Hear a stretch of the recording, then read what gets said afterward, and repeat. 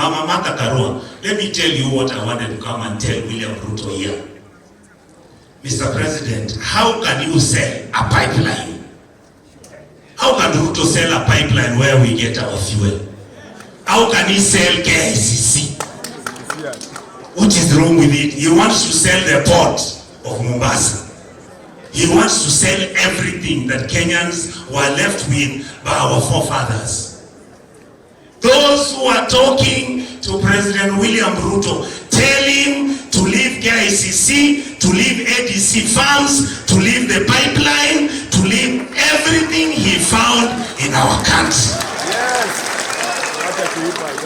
The other thing is another kwenda tafute yake. Another thing, Your Excellency President, why are you taxing people so much? And then when you have collected the taxes, I'm in the Senate with Okongo Mogeni, my Prime Minister, we don't know how much he has borrowed. He has hit 4.6 trillion shillings in 1 year. Where is the money going?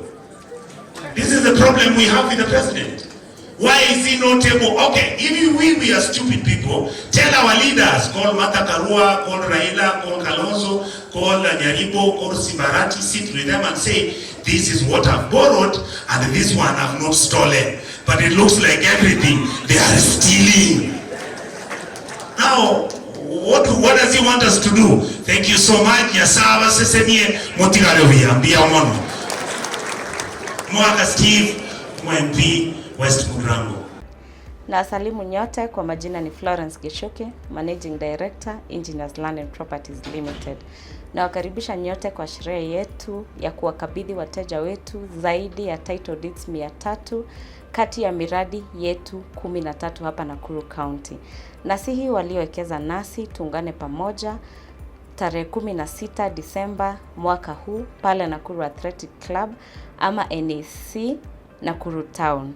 Karibuni Engineers Land and Properties and secure your future with us. Thank you. Engineers Land and Properties Limited. Secure your future with us.